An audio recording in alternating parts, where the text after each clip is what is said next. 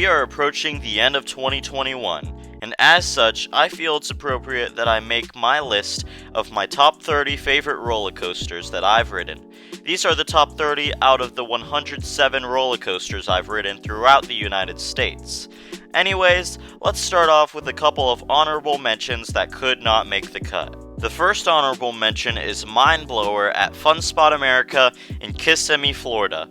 This is a fun Gravity Group Woody, and it's the only wooden coaster I've ridden with an inversion.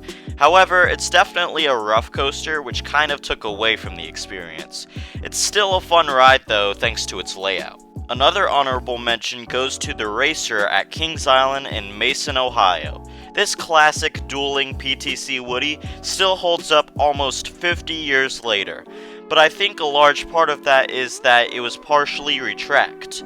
It's also a really underrated coaster, one which I consider in the top 4 coasters in its park. However, it just barely missed the cut for this list. Finally, starting off the list at the number 30 spot is Wicked Twister at Cedar Point in Sandusky, Ohio. This intimate impulse coaster unfortunately closed permanently in September 2021. However, I got one ride on it back in July and I found it to be a lot of fun. It had a strong rattle, but I really enjoyed climbing those 215-foot spirals forwards and backwards. It was a fun coaster and I will indeed miss it. At the number 29 spot is Tigress at Busch Gardens Tampa Bay in Tampa, Florida. This is a premier ride skyrocket too, and it's the only one I've ridden so far. I find this ride to be a lot of fun. My only complaints are that the trains are cramped and the shin guards on the lap bars can be a little bit uncomfortable. Other than that, I really enjoy it and I hope to ride more Skyrocket 2s. At the number 28 spot is Scorpion, also at Busch Gardens Tampa Bay. This classic Schwarzkopf looper holds up over 40 years later. It's a really intense coaster, mainly on the vertical loop and the double helix, and it's just a lot of fun.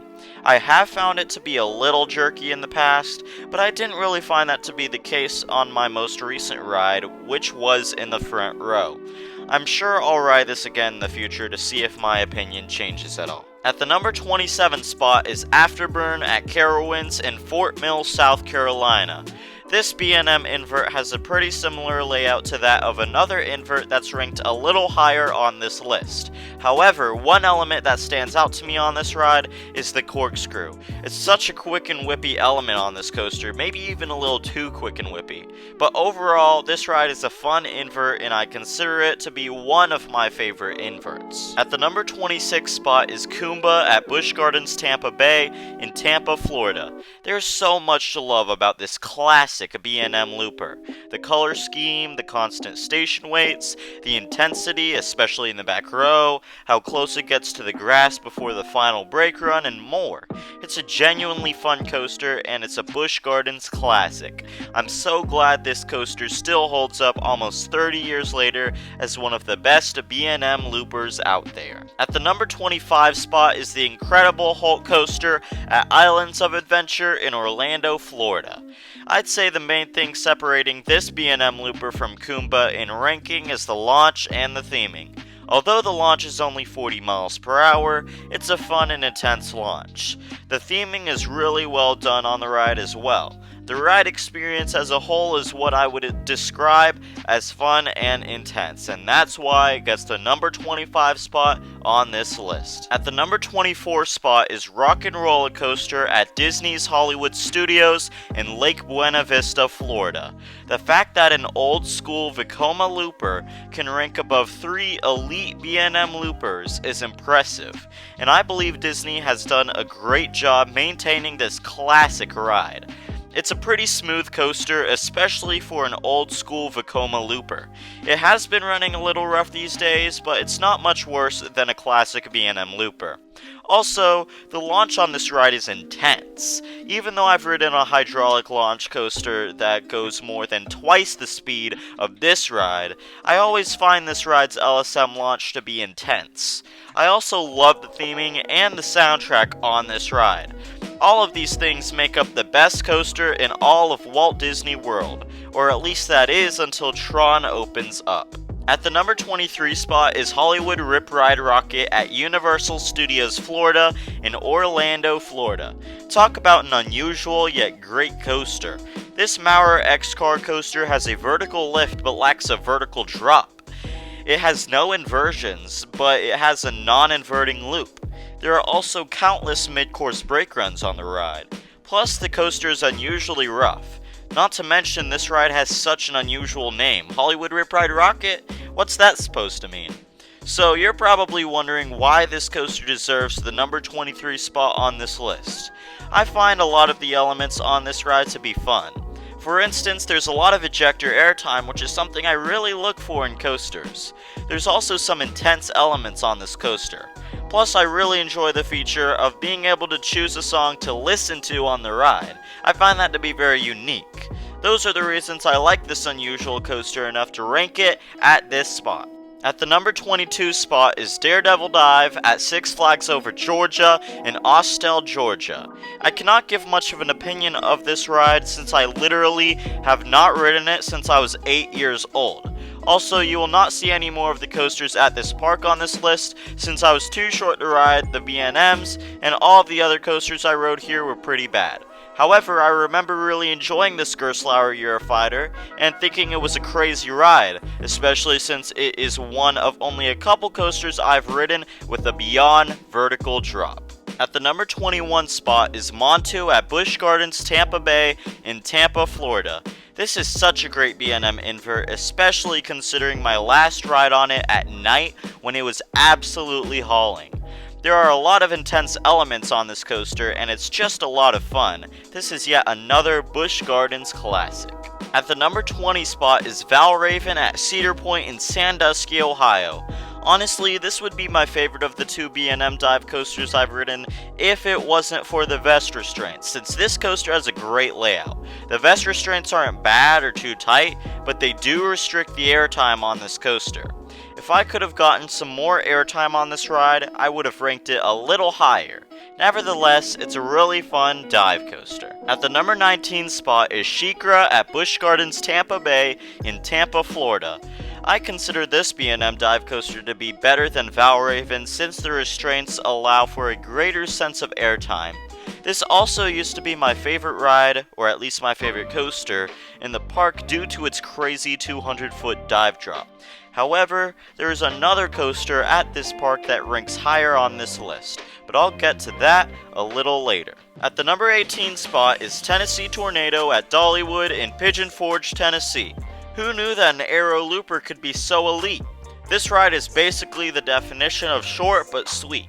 Similarly to Rock and Roller Coaster, this ride is as smooth as a B&M looper despite being an aero looper. The drop is great, the inversions are fun, and there's even an ejector bunny hill right before the final brake run. Also, this is my favorite coaster manufactured by Aero. Yep, that's it. No famous and overrated hypercoasters or anything, nope, just this ride. At the number 17 spot is Raptor at Cedar Point in Sandusky, Ohio. Going into this ride, I did not expect to ride such an elite B&M invert, but I did. This is my favorite B&M invert that I've ridden. Yes, that does include Banshee, which wasn't on this list since I find it to be overrated. I really enjoy the inversions on this ride, especially the double corkscrew, and the helix at the end is really intense. My only major complaints about the ride are that the lift hill is loud and the transition into the final brake run is too quick and jerky. Besides that, this coaster is elite. At the number 16 spot is Cheetah Hunt at Busch Gardens Tampa Bay in Tampa, Florida. It was not until recently that I realized just how great this Intamin Blitz coaster really is. As of recently, it is my favorite coaster in the park. The ride makes you feel like a cheetah with rapid fire transitions and LSM launches. The one inversion on this coaster, the Heartline roll before the mid-course brake run, is a great element. This ride also has some great airtime moments. Overall, this is a great ride at Busch Gardens Tampa Bay and definitely the best coaster there. At the number 15 spot is Hagrid's Magical Creatures Motorbike Adventure at Islands of Adventure in Orlando, Florida. What a mouthful of a name, but this ride is my favorite family coaster that I've ridden. This coaster took me by surprise so much that I initially had the GP opinion of ranking it number 1 overall. On top of that, I had already ridden some of the coasters later on this list. For context, despite me being a coaster enthusiast since I was 8 years old, there have been periods of time throughout when I wasn't exactly a thuzy, but not a GP either. This was one of those periods of time, and I had not done much research on the ride, so it really caught me by surprise. I was not expecting the spike or the drop track at all. I also loved the sensation of riding a coaster on a motorcycle seat. The theming on this ride is also absolutely amazing. Overall, this is the best family coaster I've ridden. At the number 14 spot is Orion at Kings Island in Mason, Ohio. Although this is my least favorite of the B&M Giga coasters that I've ridden, it is a lot of fun nevertheless. It has a great first drop, great airtime moments, including an element prior to the brake run that gave unexpected ejector airtime, and it's intense. As a matter of fact, this is the only coaster I've grayed out on, although that may be subject to change whenever I ride Intimidator 305. I believe most enthusiasts complain about how short this ride is. Honestly, it's got a solid length of being just over a mile, but since it's a Giga, the duration of the ride feels kinda short for a Giga. It's still a lot of fun though. At the number 13 spot is Intimidator at Carowinds in Fort Mill, South Carolina.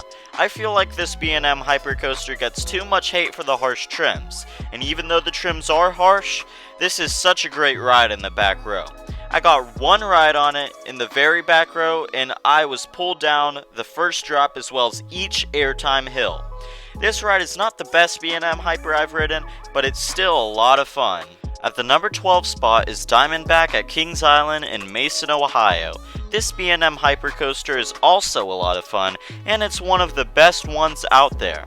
However, there is one B&M hypercoaster that I rank above this, but we'll get to that later. The reason I don't have this as my highest ranked hypercoaster, or not my highest ranked B&M hypercoaster, is due to its strong rattle. However, I suppose you could say that the rattle adds to the theming since the ride is themed to a rattlesnake. Loose theming and jokes aside, this hypercoaster is great, especially in the back row. At the number 11 spot is Millennium Force at Cedar Point in Sandusky, Ohio. This Intamin Giga coaster was not only my first Giga, but also the world's first Giga. Let me tell you, this ride is just plain fun. The first drop is one of the craziest I've experienced since it's such a big drop and it feels like it's going on forever.